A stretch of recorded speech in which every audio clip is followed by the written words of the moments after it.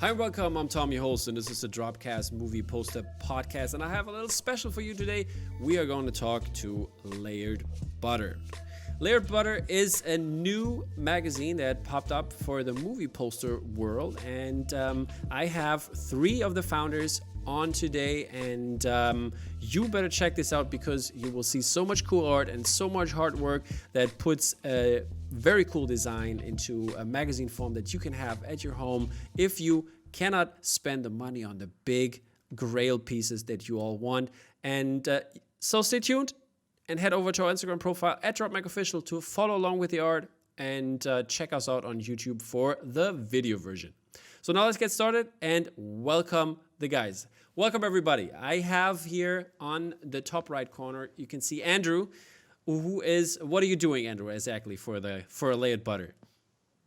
Hey Tom, I'm the creative director of Layered Butter. So also the art director. Perfect. So I'm in charge of making things look pretty and yeah, you have the best job. Yeah, pretty much.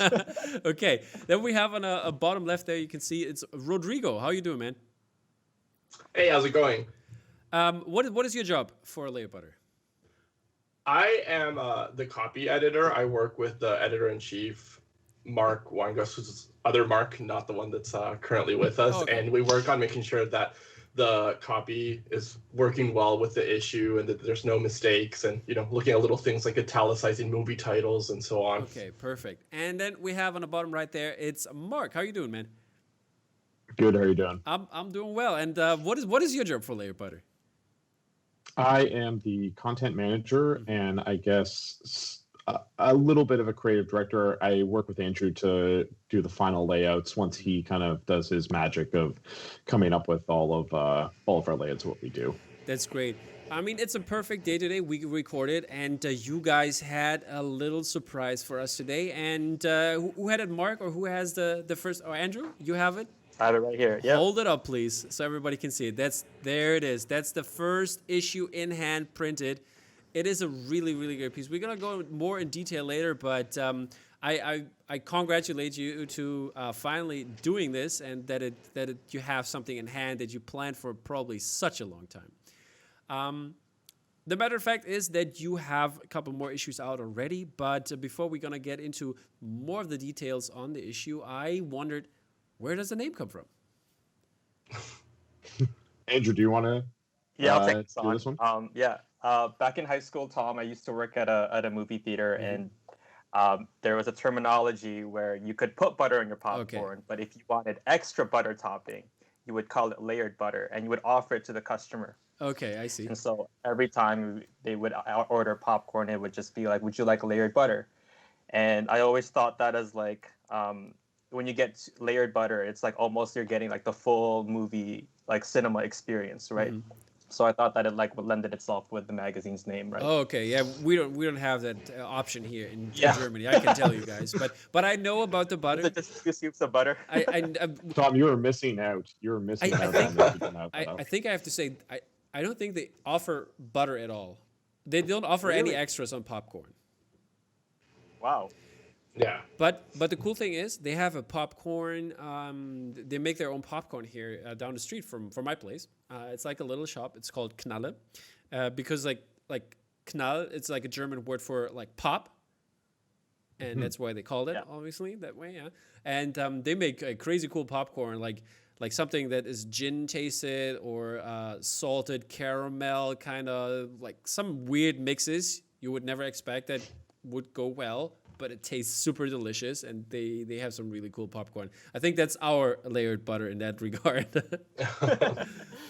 Gourmet butter. Exactly. Or less, right?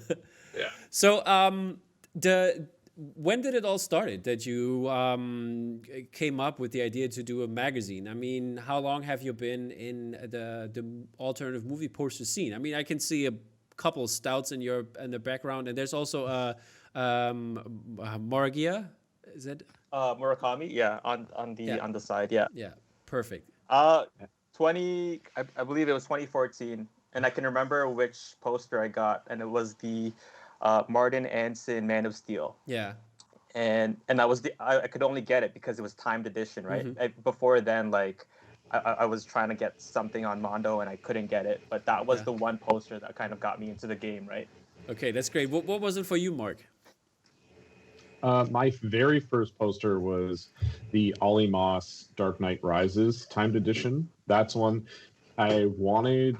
The first one that got me into it being really interested, though, was his Jungle Book. Okay, That yeah. was the very first one that I saw that I was like, this is so cool and something completely different. And then I guess that was the gateway poster that The led gateway to the poster. other ones. Like the gateway Yeah. drug, we are all addicted. I know that One feeling. hundred percent. Yeah. You don't want to know how much I just spent on the weekend for the Frank Lloyd Wright exhibition posters. Oh, Oh amazing. wow! Don't ask me, right? I have you cannot see it now. I will show you later. I have like a whole wall dedicated to architecture posters, and they're all up there. So I need some I need some new ones to to change it out, because like I like this wall I try to change like every 3 months or so. I'll have a new theme going on, and this is more like a fall theme with the brownish colors, and so I Right. kept that going. How was it for you, Rodrigo? How did you start out? Yeah, I might be the odd man out here that I don't really have a collection, or I'm not I don't collect particularly posters. very involved in that scene. I mean, the only one that I own is like an Ollie Moss Harry Potter that Andrew safeguards for me for now. Come on, that that's- I actually purchased off him. That's not But bad. Yeah, I think my position is like, I look at it and it's beautiful, but it's like I already have 60 other collecting hobbies. Okay, what do you drive collect? my bank account insane. I do comic books, vinyl records, board games, video games. So Okay. it's like the budget only goes so But do far. you connect the Mondo like collectible vinyls? You know, this kind of, so you have Yeah. some artwork, definitely not Yeah, poster yeah, related, yeah. but cool artwork. I've also participated in a bunch of these kind of like limited time releases for posters because Andrew wants that extra opportunity to maybe be able to purchase one. he's my So alt. Yeah, Yeah, that's every time Tyler has a lottery, yeah, he's my go-to. very good. Did you guys team up and win something? Yeah, I've been like 0 for 8 on Stouts lotteries, but Rodrigo was able to win a fantastic Mr. Fox yeah, for me. Oh, the that's- variant one too. So That's very nice. On that's his all, first try. I guess I own two. There you go. First Yeah. try. Exactly, that's great. My first posters, I have to say, I mean, I followed along, and basically like Rodrigo. I was still in college, so I didn't have like that much money to like burn on posters, and I was like I started out with I looked up all the cool pieces I liked, like all the pop culture art that comes along with it, like that Spoke Art put out or like Mondo put out, and then I printed out like little postcard size versions of it, and I put them all over my wall and over my like on my door, so like have like a collage of cool theme, like could be like sci-fi movies or color wise. I put them all together, so this is like the closest I got to posters in the beginning. And then the time came, my first poster was a triptych. Actually, it was the Star Wars original trilogy by Matt Ferguson. I have it behind me on the wall here. And yeah, that's one of my treasured pieces. I would never give that away because this is how it all started, and it was some really good times. How did Layered Butter come into, like, are you guys living close by? I mean, we're all on Skype right now, but do you live in the same city or not? Or Yeah, Rodrigo's actually my neighbor. Like he's just like maybe Oh, okay. 3-minute walk from me. Yeah, and like we've known each other for like 13 years. He actually used to work at the movie theater that I Oh, okay. alluded to earlier. Yeah. Yeah. And I met Mark through the hobby, like Mondo Trader. I think I sold him a couple of prints, and we've like kept in touch ever Okay. since. But We he's in Toronto. Canadians, yeah, we Yeah, Canadians have to stick together of this Yeah. particular hobby. yeah, I mean, There's only a few of us in it. I mean, the few of us, there are a couple. I know it's more maybe American, but you have a bunch of very cool artists that are into this hobby, I'd say. Yeah, exactly. Yeah. And I had the pleasure to talk to Phantom City Creative, of course. I had Sarah Deck on, so that was kind of cool. And a couple other fellow Canadians. Matt Ryan Tobin just was on last week. So, yeah, you got some great artists over in Canada. For sure. Yeah, we it's a very much it's interesting because with modern horror, with our newest issue, we really got to explore those Canadian artists as like most of them seem to be centered around that particular topic. But yeah, you're right. They all are fantastic in terms of their work, what they represent. Yeah, and this magazine, whose brainchild was that? Or were you all on the same page basically right away? You had an idea, but then you needed to find somebody who wants to go in with you guys. How did it happen? I think the best way to describe it is like I came up with the idea, and then piecemeal by piecemeal, I started, sharing these ideas to Rodrigo and to Mark, and we've kind of developed it into something that is like a little bit more tangible, right? So my idea when I first started, it was just something like a make work project where I was stuck at home because of the lockdown, and I didn't really have anything to do, and I just thought, maybe I can make like a small digital magazine that I can invite a couple of my friends over to write for, and maybe share some cool art from the alternate movie poster scene. Yeah. And then when I showed it to Mark, showed him my covers, he's like, "Oh, this might actually be like we could actually do something. Like let's contact these artists. Let's talk to them and see if they're willing to submit their work, right?" Yeah. And Mark, did you want to speak to like how you were able to get some talent and make this a little bit more bigger than what I had envisioned?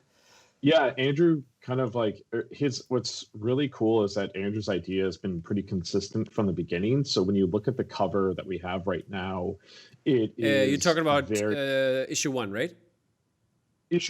Even just issue 1 and how we continued throughout issue 2 and 3. Yeah. But when Andrew came to me originally, he showed me the covers that he had kind of come up with just some of the ideas that we could possibly do with it.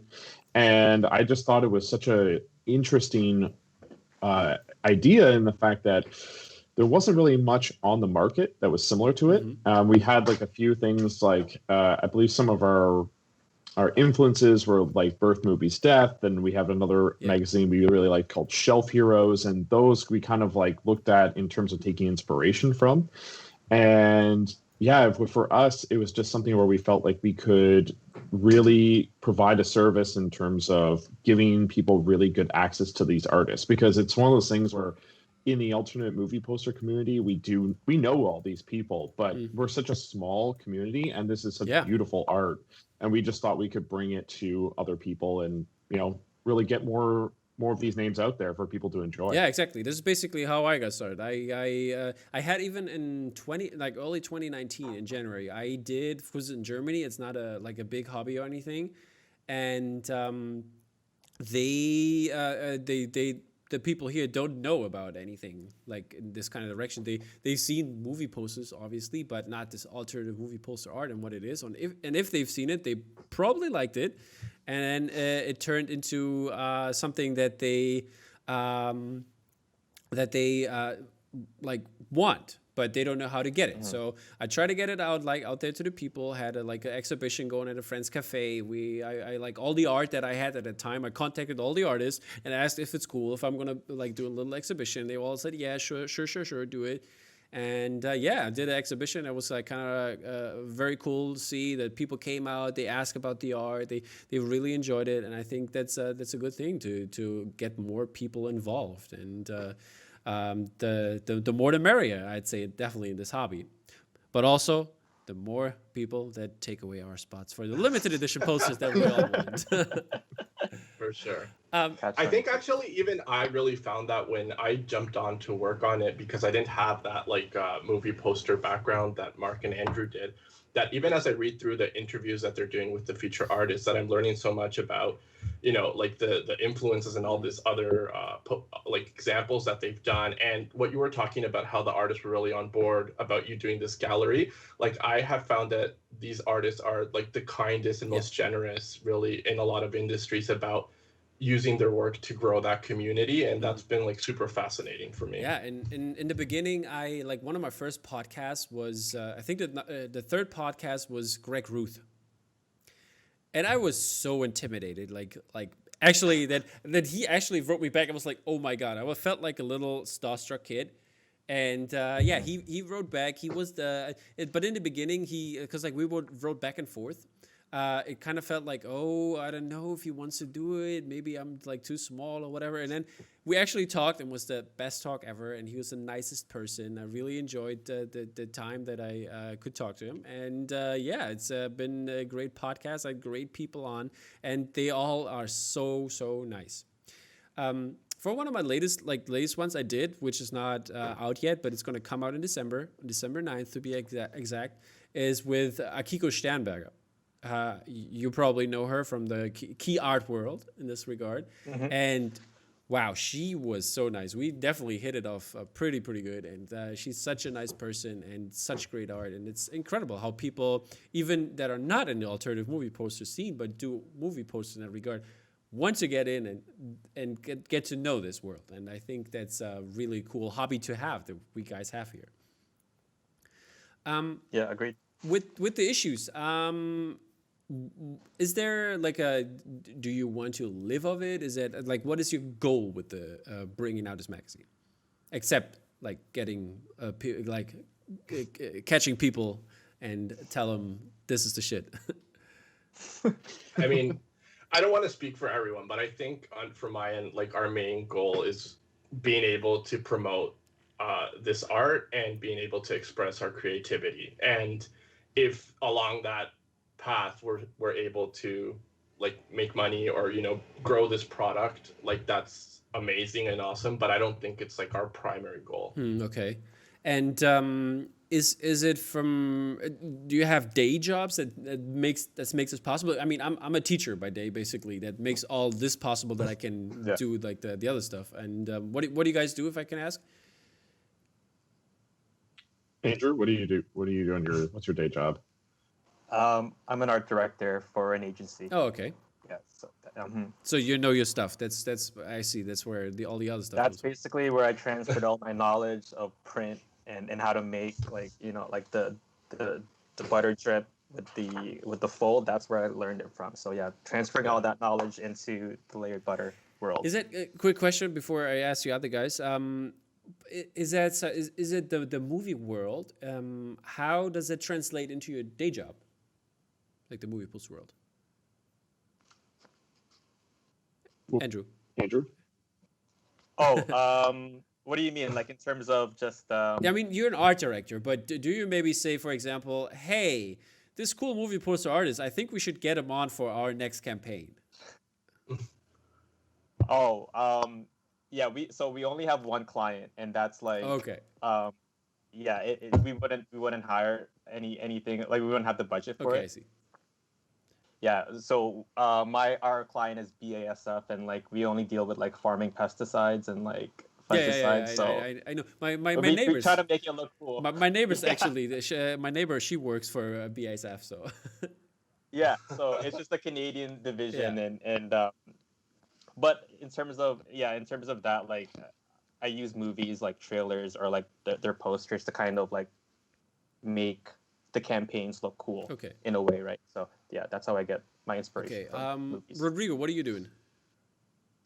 In school I studied journalism, and I worked in that area for a little bit, but I currently work in marketing for an insurance company. So I guess when I approached Layered Butter, it was just a lot of copywriting and marketing, the way that I viewed my role. So do you do also the interviews then in that case, or do you just... No, I mean, I would say in terms of like time that I had available when we started, and generally now too, I knew that I wouldn't have the bandwidth to take a lot more on. So I just focused on the copy editing. I think for the first and the second issue, I wrote some stuff, but for the third one, I just kind of took a step back. The interviewing, which has been amazing, is actually Mark. And I guess, Mark, I don't know if you want to talk about what you do in your day job. Yeah, let's jump on that. Yeah, Tom, I'm a commercial advertising producer, so I own a production company. Okay, that's cool. In Toronto, and we just do generally mostly like broadcast, digital ads, things for, you know, big name brands, that kind of stuff. Yeah. But at least applying. We just shot a web series as well. Okay, cool. So it's one of those things where it is somewhat related to the movie and television world. We're essentially doing the exact same things. It's just on a much smaller scale. Yeah. How can you bring your the movie poster world into the like artwork, hire artists, like for example, for the web series? Is that something you can do? Oh, totally. It's one of those things where we're actually seeing a lot of the artists, especially Canadian artists, do releases for, I would say, like DVD covers or, Canadian specific market posters for a movie. Or they're like, for example, we just interviewed Matt Tobin for the third issue as well. And we had like some work that's coming up, and I was talking to him about possibly doing a poster for that. And he was like really game for all of that. So it's trying to get these poster artists into, I guess, like the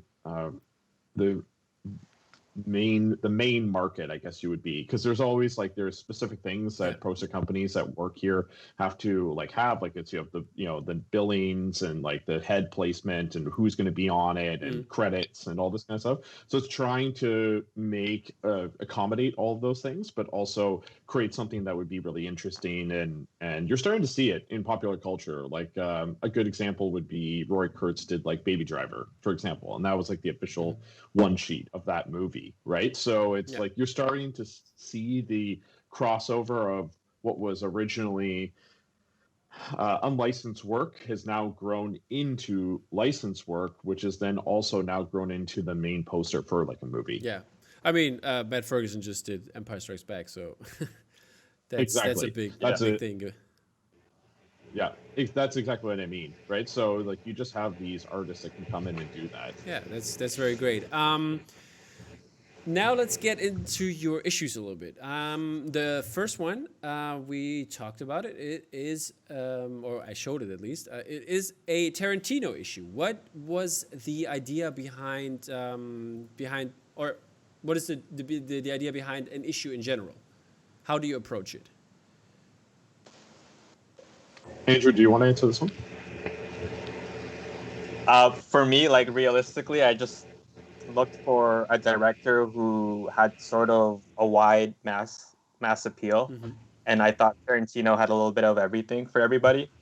And more importantly, I thought his art for the alternate movie poster world there's just so much to pick and choose from, and so I thought that was like the most safest. Like if we were gonna do a director, he would probably be the safest one to do, right? Yeah, I think so too. On these issues, what do you focus on when it comes to that? I mean, do you obviously have to talk about the movies and like his art, like Tarantino's art. How do you translate that in the process? How do you combine talking about movies and putting the artwork in?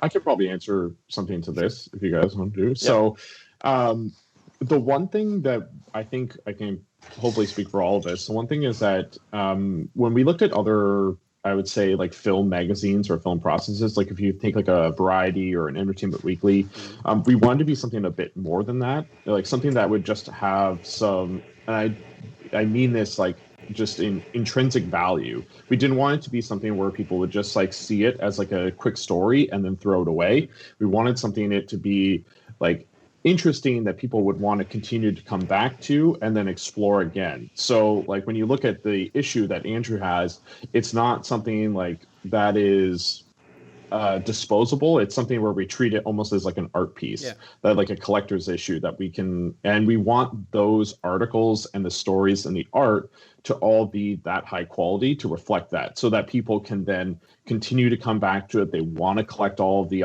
the other issues. They want to be able to see it and skim through it, and it's just something where we just find it to be. We just want to look for quality. We want to look for interesting stories, and we want to look for quality. Something that people wouldn't see on say like in a trade magazine, that they're not going to be doing at like the day-to-day thing of a movie. When it comes to the movies, like what is the approach there? Do you like, because I haven't seen the issue yet, but the digital issue is out. People can get the digital issue, right? Okay, so this is out. but the hands-on edition is getting out there now. And I'm sorry, I didn't read one yet because I didn't had a chance to get one so far. And but how do you do how do you approach the articles? Is that something, or the movies in general? Is that something more of a critique? Is it more of a analysis, essay type way? And who takes these looks at the movies? Do you have like official critics? I mean, we heard Rodrigo was writing something for it, and your friends Andrew as well. And how's that working? Who wants to take that? Rod, do you want to? For sure. For the first issue, when we were starting out and we didn't really have something tangible that we could show, people that may be interested in writing, we did kind of take advantage of the people that we knew and so on to find something worth sharing, right? Like we wanted to make sure that the words that were on the page reflected that same level of passion for the subject that the art that was procured by Mark did. And so we got a bunch of submissions, and at the time, kind of like the editorial team that was a little bit smaller, it was kind of just Andrew and me. We were just taking a look at the pitches and seeing what we thought would work well, and then working with those writers to kind of perfect it to make sure that it was flowing. So we did end up getting like a variety of things. We had people talking about the music of Tarantino movies. They talked about like the costume designers or the editors that worked with Tarantino. There was two kind of pieces that were talking about the violence in Tarantino movies. One of them that was like very pro-violence, and then the other one that wasn't not necessarily against it, but kind of asking like whether Tarantino should explain his thoughts more on it, right? And so that was just our main thing. We wanted to make sure that the words were not doing a disservice to the issue, that they were on par, on that level as the art that we were getting.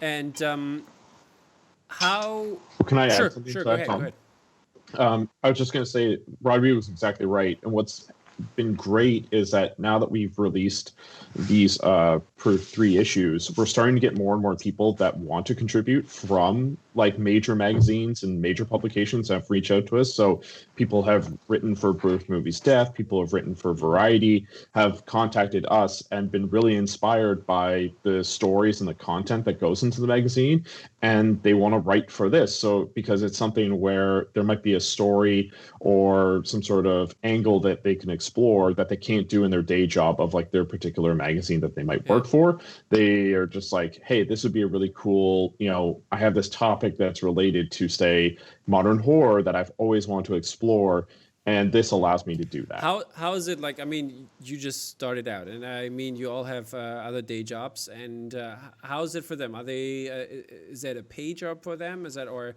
do they just want to contribute for now and see where this is going? How is it for you guys then in that regard? Yeah, I think to the extent that it's been possible, we've been really good at trying to like compensate our contributors for the work that they do. I mean, there have been occasions where people have submitted stuff just because they really want to, knowing that they weren't going to get paid. But it's been, I mean, as we've been doing more, we've been able to offer more opportunities to more people, and that's been really gratifying. That's great. And how do you pick what's going to be in a or how do people know what you're going to do? I mean, since they're not like on staff or anything, how do you come up with the new material?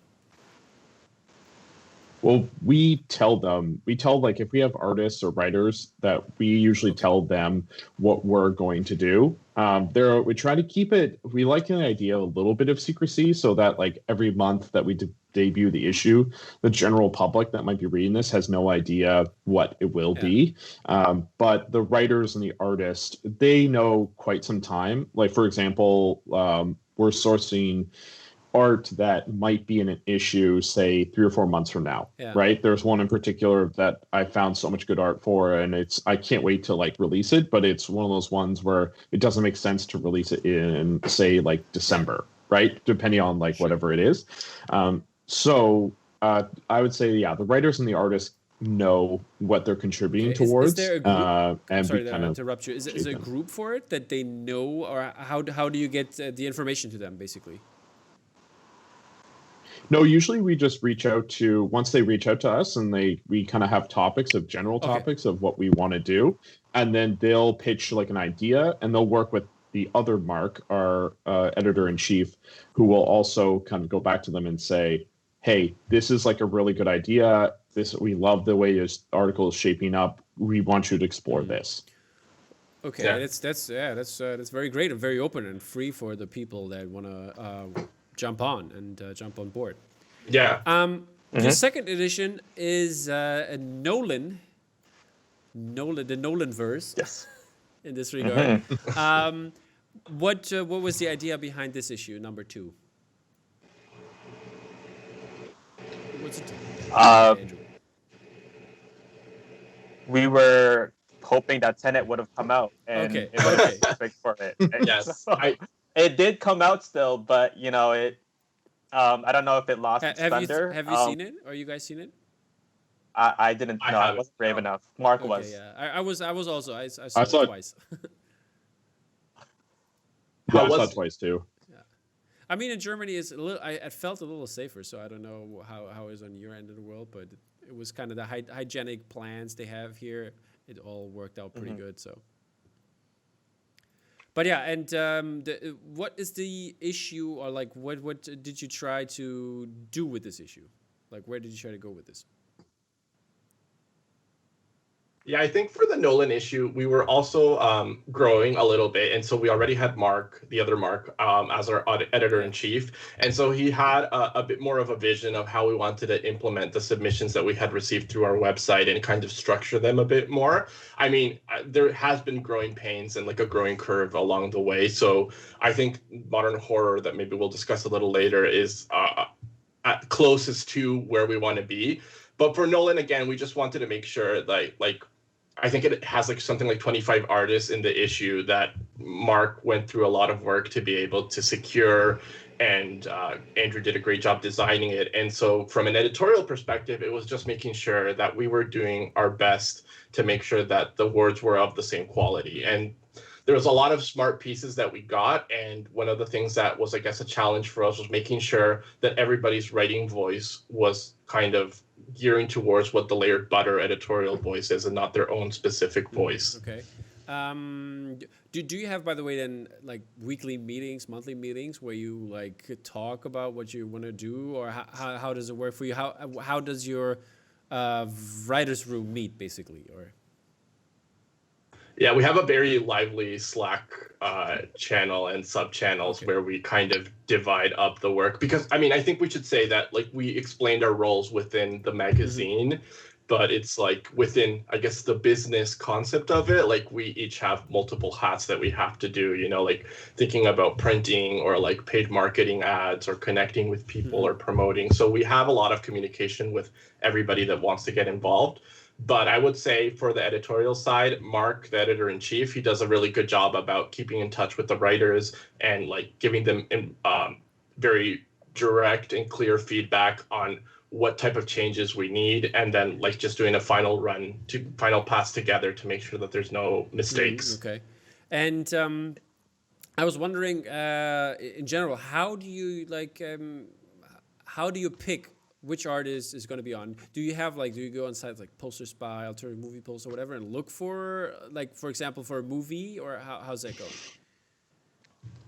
Andrew, or who? Yeah. Mark does a deep dive initially, because usually how it works is I'm still fixing up the last issue, right?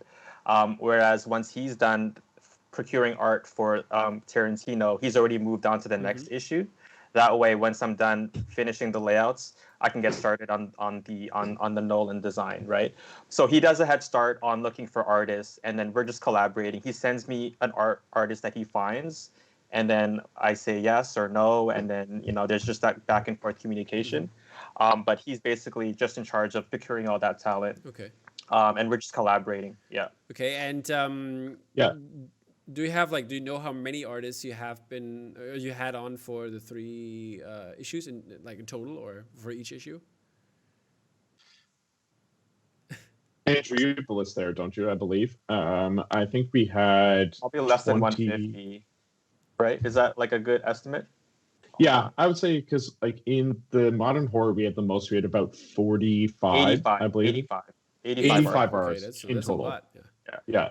And that's in the 3 issues. And then we have more artists as well that are going to be, who will be like the first-time contributors towards our next issue coming out at the end of November. Yeah, I think it's important that like we don't just look for, I guess, the highly sought-out artists, like the Mondo artists. I think Mark really wanted to, drive a point home that there's more talent out there that we can search, and it's more rewarding once we find these guys, right? And we actually give them a platform to kind of showcase their art. So it's been really fun. That's great. I was just about to ask that. What would you say is the most interesting artist that you've found through the magazine? Like, who would you say is like maybe an up and comer or whatever?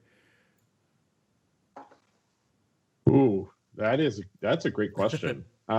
There's one actually that is going to be for our next issue, who's actually based in Toronto. His name is Tom Ralston, and he's done a ton of artwork for not only our next topic, but also for a bunch of like well-known properties.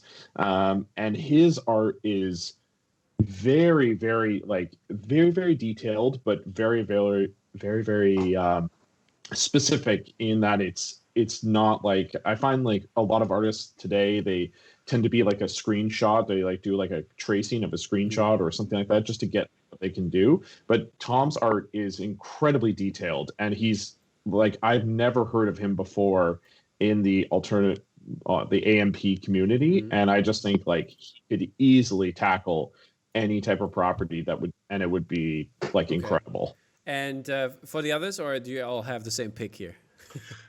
I mean, for me, I can't remember his name, Andrew. Maybe you can help me out. But the person that did the Midsommar print that you, I think, had got a group together to order, like that one to me really stood out. I don't know if you can say his name, give him a shout out, perhaps. That is Ben Turner, and he's from the UK. Yeah, I worked with him for, I think, just before the pandemic hit on a Midsommar commission, and we've actually just finished like last month. He's been at it for like 8 months, like just dealing with me and like all the back and forth. So I gave him massive shout outs for like the final art turned out amazing, like no bias. But it's quite the piece, and we have it featured on our modern horror issue. That's great.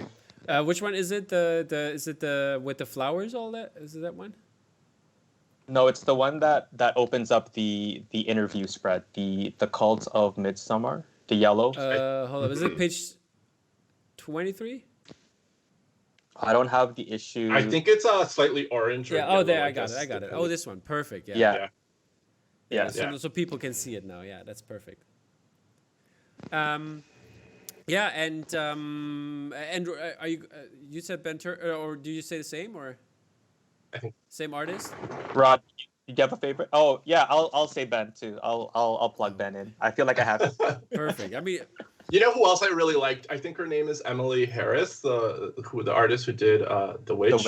Yeah, that one's great too. Yeah, it is. I mean, there's probably gonna be also some really cool new Halloween stuff. I heard Spoke Art is doing like an interesting show. Did you hear about it? The one here, what's it called? Draw Me Like Your Final Girl.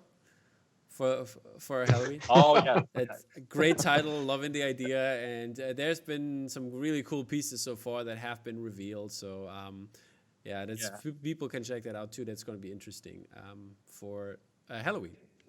And looking at those 3 issues so far, not including the behind the scenes stuff. What was the worst moment so far? Like in terms of making it, or what was like a down point?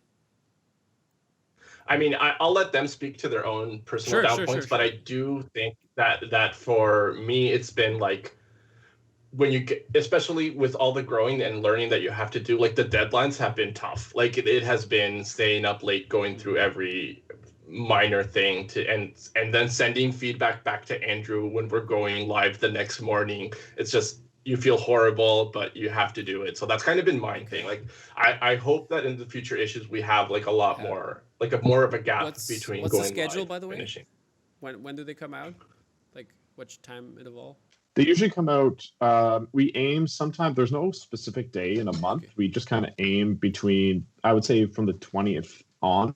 till the end of the month. So like the first issue came out July 21st, and then I think we did. When did Nolan come out? It was we did August 24th. Yeah, so we did August 24th, and then on this past one, it was what day was Modern Horror? October 21st. 21st as well. So yeah, so it's kind of around that time. So it could be anywhere from the 21st to the 28th. It depends on whether or not we feel like we'd rather take those extra couple days to make it look great, and then if we feel like it's there, then we can release it. It's always like a surprise, there it is, and people are happy about surprises. we do put make sure that we put together a very impressive movie trailer for the magazine that announces the date, so people know well in advance when it's coming out. And what's the 4th issue? Because I don't have the 4th issue yet. What is the 4th issue? Should we tell? I don't. We're gonna have the trailer come out in about on Saturday. Saturday, okay. The trailer will be perfect. Yeah. I'm gonna drop this on. I would do it on Friday. I think they would have a little tease already here. Yeah. So what's it gonna be? Andrew, you can tell him. Like dropping hints or just straight up? No, I think straight up. I mean, here, we'll tell you, but I'll say first, we decided to try something new. Instead of doing a director or a genre, we decided to be even more specific, and we're doing a character. And Andrew, you can let them know what character that is. Yeah, unfortunately, it's not Austin Powers. It's James Bond. James Bond. Well, there you go. James Bond. Yeah. But sadly, that got pushed again, huh? Yeah, we were really hoping. I mean, I think that's why we ended up choosing that topic as a kind of a vehicle to kind of go alongside the movie, and it got pushed back. So, that's right. But I think if you look at a pre-coronavirus list of movies and their release dates, you can have a good idea of where we're headed going forward. I definitely understand. And you have Matt Needle on there? We do have Matt Needle on there. Just making sure, because he has those great Bond posters. Oh yeah, that are amazing. Yeah, and probably a bunch of other cool artists. I don't want to spoil too much here, but so this is what you can expect in the future, people. And what other stuff do you have planned that is maybe not an imminent release? Do you have anything that, or something you wish for, you want to go for in the future at some point, that is not a certain movie or director related? We've mentioned a couple that we know for sure we're going to do. A couple that we've pushed around with the team just to be these would be really cool. I know that there was for example, Paul Thomas Anderson's name has come up. That would be a really cool issue. A Studio Ghibli possible issue could be up there. We'd love to see that one. In terms of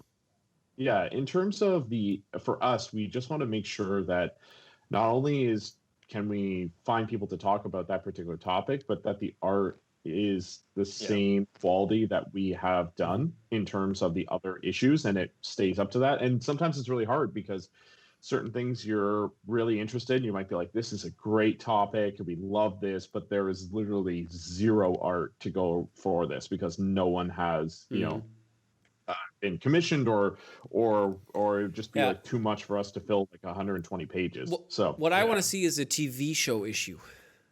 People. That's what I want to see.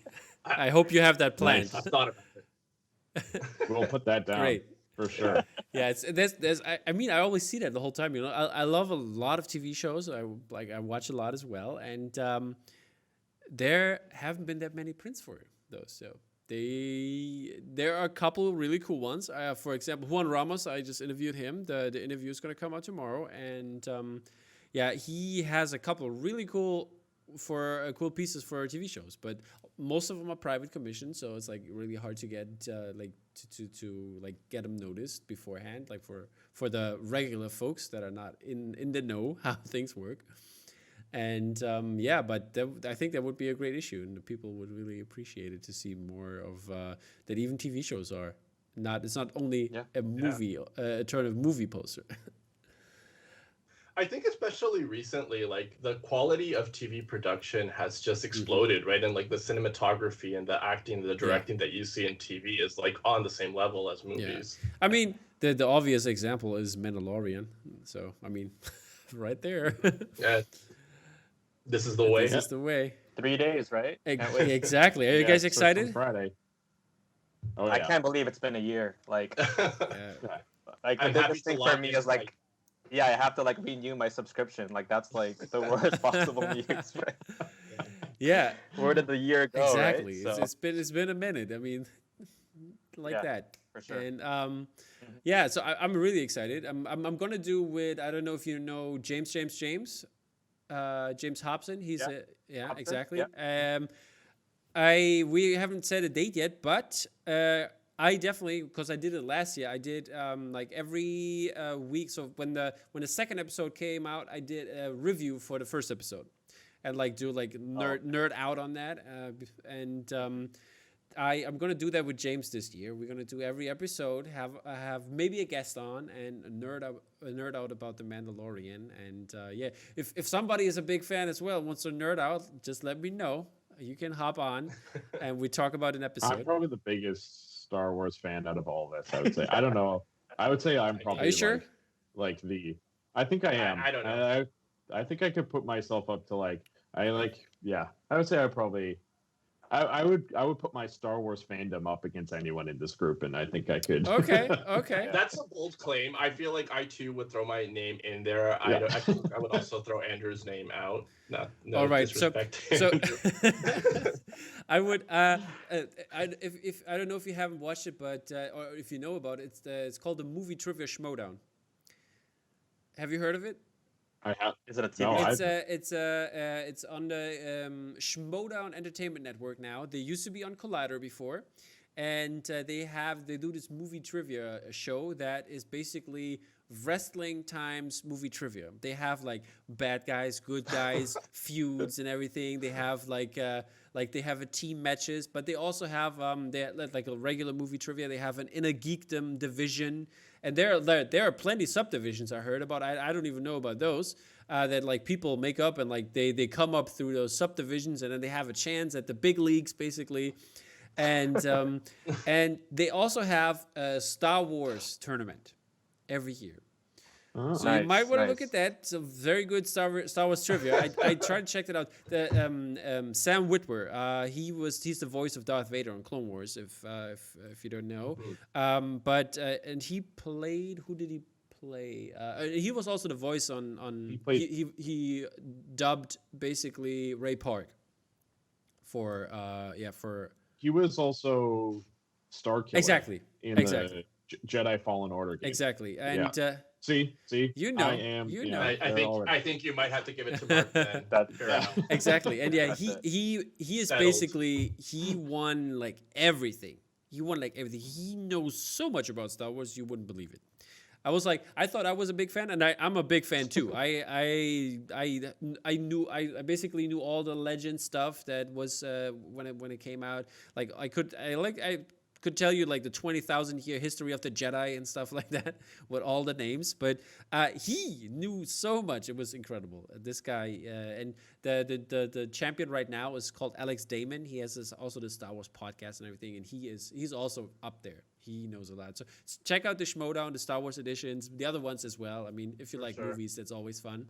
Yeah. My ultimate Star Wars movie or property that they still have not adapted that I would absolutely love is the nope. It's the Star Wars. It's the Shadows of the Empire with Prince Caesar as like the black, like I think it was Black Sun was the thing. I was just like to this day they still have not included that character in anything, and I just think that would be like a perfect. But didn't they make a bridge with who was it? The Han Solo type of guy, the smuggler. Dash Rendar? No, it was you're talking about Drayden Voss. No. I'm not talking about Drayden Voss. I talked about there was this other. It wasn't in Solo. I think it was in Rise of Skywalker. They had the ship of this guy in. Oh yes, you're right. So Rodrigo's right. They had the Outrider exactly for Dash Rendar. Yeah, exactly. Yeah, So Rendar. I mean, Maybe they have some connections. Yeah, maybe. But also, I would also love to see. I mean, I would love to see Bane as one of my favorites. Definitely like this one, and I would love to see Revan, of course, some sort of Revan. Yeah. If they did a what was the Knights of the Old Republic the game adaptation? The I think that would be that would be the game. But also that would be incredible. Also, what I loved is what I would even more love is when they would do the Old Republic, the role play game from 2010. They had the cinematic trailers for it. They were pretty long. I think they have a video of like 34 minutes of trailers that could be combined. They look amazing, and the story in there, oh my God, is killing. Yeah, I loved it. I played this game for such a long time. I was a bounty hunter, of course, a power tech, like with a flamethrower and everything, and had my little backstory. I was his name was Jazz Coltrane, and he was like going through the cantinas and hitting on people and try to stir up trouble. It was always fun. How would you guys feel if David Benioff ended up taking up like one of those like shows on, like the guy from Game of Thrones? Like, would you guys be okay with it? Or are we getting Game of Thrones season 1 or season 7? I guess you're getting the whole. You're getting like really good up until the very end. That's good. No, there's a lot of Star Wars lore I think that like they can still explore, right? Like especially like with the Mandalorian, seeing what they've done, right? With that property. Exactly. Like it's just incredible. But I'm also excited about if they're gonna do this new original content stuff for the High Republic. Want to see where this is gonna go. There's probably also gonna be some really cool ideas in there. And let's hope it's gonna turn out well as the Mandalorian is. So that's one of the ideas here. Before you guys go, I would love to give you the opportunity to send out some shout outs. And again, where can people find you and where can people buy you? Especially there's different things for people from Europe and people from America. And just let us know. Yeah, for sure. You can go to layeredbutter.com. That's our website. You can find almost everything there. Right now, the Tarantino issue has just gone to print. What we do is we take pre-orders for issues, get the money, send it to print, and then send them out. So you're not able, unfortunately for now, to purchase the Tarantino issue, but it is free digitally at our website.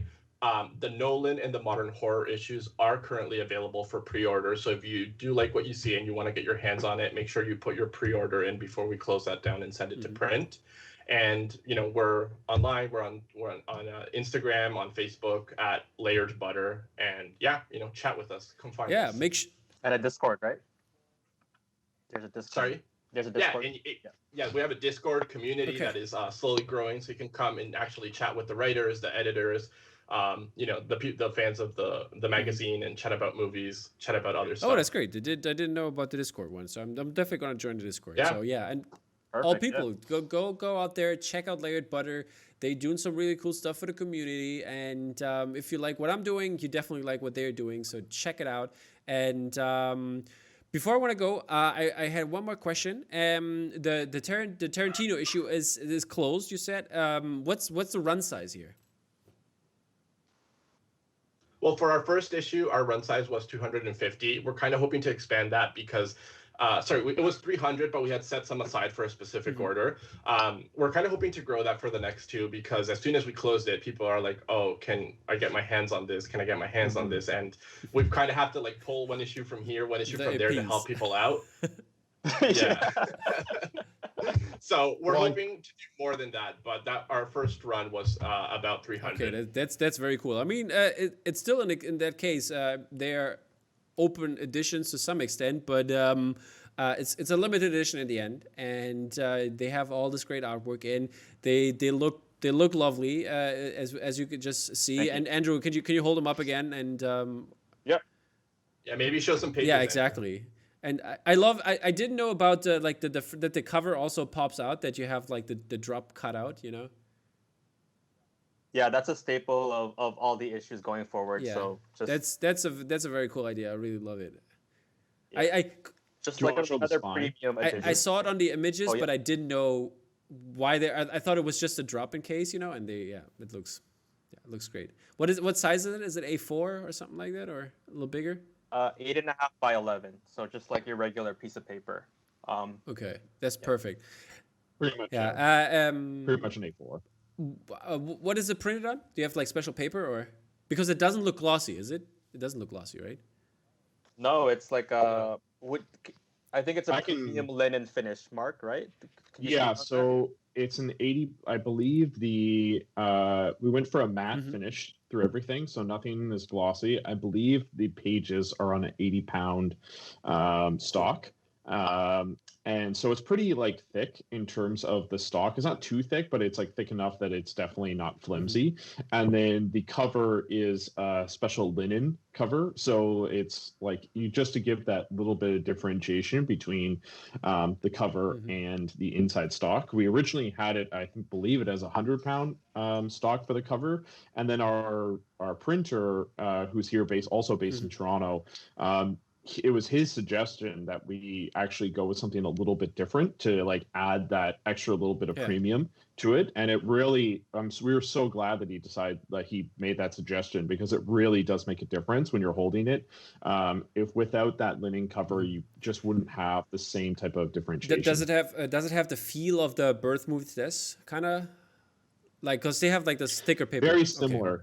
Yeah, very, very similar. It's a very thick, like it's a thicker paper, and it doesn't feel, the best way I can describe it is it doesn't feel flimsy. Perfect. It feels really like solid in your hand. It's like a really nice, and we were just talking about that yesterday, is that even though we kind of just dub ourselves a magazine, the actual printed version is very more similar to an art book than it is a magazine. So that's just kind of like the way we want it to. I mean, it looks like it, and it probably feels like it in hand as an actual print. So, and I think that's what also is one of the things that makes it very interesting and very cool to have. So people, get your chance ready, go grab these issues, and especially if your favorite director or your favorite topic comes up, it's definitely a must-have. And you heard Rodrigo where you can find the guys. I will put it definitely into the caption and the tags, and we will cross promote as always. You know how the marketing works.